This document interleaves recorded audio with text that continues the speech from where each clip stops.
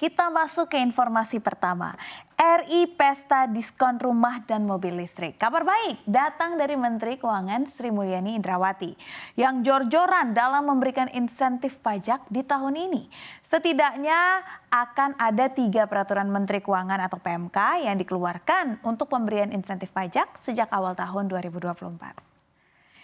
Insentif pajak pertama ialah untuk pembelian rumah yang diberikan hingga akhir tahun ini. Sebagaimana ditetapkan dalam PMK nomor 7 tahun 2024. Insentif pajak pertambahan nilai atau PPN ditanggung pemerintah atas penyerahan rumah tapak dan satuan rumah susun dengan harga jual paling banyak 5 miliar rupiah atau berlaku sejak 13 Februari 2024. Perlu diingat kebijakan ini hanya dapat dimanfaatkan oleh 1 kali warga Indonesia maupun warga negara asing. Insentif kedua ialah diskon pajak pertambahan nilai atau PPN atas pembelian mobil listrik. Pembeli cukup membayar 1% lebih kecil dari tarif normal, yakni sebesar 11%.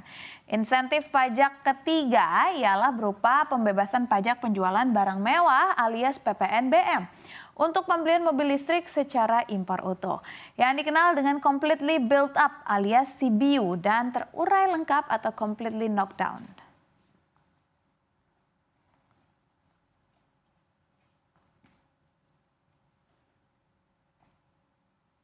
Ya, kita bergeser ke informasi seputar pemilu nih. Data real count KPU hingga Kamis 22 Februari atau kemarin pada pukul 11 malam waktu Indonesia bagian Barat menunjukkan pasangan Capres-Cawapres Prabowo Gibran meraih perolehan suara sebesar 58,89%.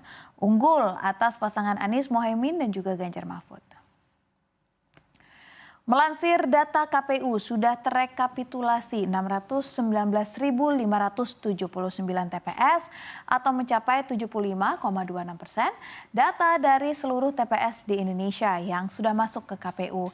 Data dari real count sementara ini paslon nomor urut 2 Prabowo Gibran mendapat 58,89% suara, sedangkan paslon nomor urut 1 Anies Baswedan dan Muhaimin Iskandar memperoleh 24,06% suara, sementara paslon nomor urut 3 Ganjar Pranowo dan Mahfud meraih 17,05% suara.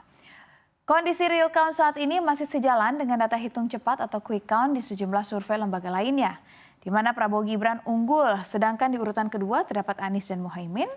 Perhitungan KPU sendiri diperkirakan akan rampung pada 20 Maret mendatang.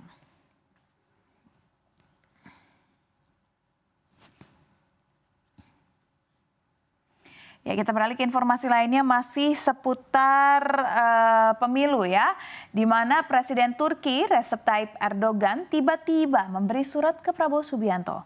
Ini tak lain karena calon presiden nomor urut 2 itu memperoleh kemenangan dalam penghitungan cepat atau quick count pemilu Presiden RI, termasuk pula keunggulannya dalam penghitungan resmi alias real count KPU. Sepucuk surat itu diberikan langsung oleh Duta Besar Turki untuk Indonesia, Talip Küçükcan. Erdogan secara lugas menyebutkan Prabowo presiden terpilih dan saudara terkasih. Ia pun mendoakan agar hasil pemilu Indonesia dilimpahi dengan berkah. Erdogan pun menekankan siap mengembangkan hubungan Indonesia dan Turki ke depannya yang diperkuat oleh ikatan sejarah dan nilai-nilai bersama berdasarkan dengan kemitraan strategis kedua negara. Surat dari Erdogan tersebut diunggah Prabowo dalam akun Instagramnya @prabowo. Menteri Pertahanan ini pun menyampaikan terima kasih atas ucapan selamat dari pemimpin Turki tersebut. Sebelum Erdogan, beberapa pemimpin negara lain juga telah memberikan selamat kepada Prabowo. Sebelumnya ada Presiden Uni Emirat Arab Mohammed bin Zayed, Perdana Menteri Belanda Mark Rutte, hingga Perdana Menteri Australia Anthony Albanese.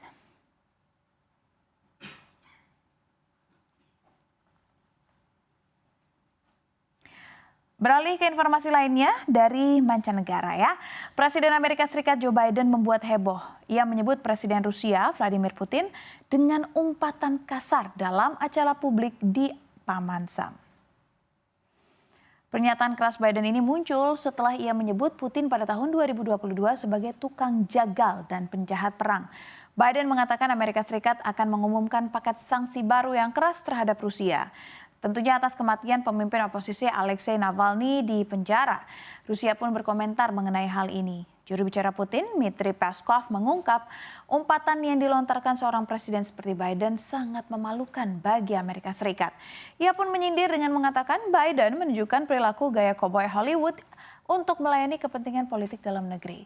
Sementara itu, Dmitry Medvedev yang menjabat sebagai presiden pada 2008 hingga 2012 mengatakan ancaman nyata terhadap dunia datang dari orang-orang tua yang tidak berguna seperti Biden itu sendiri.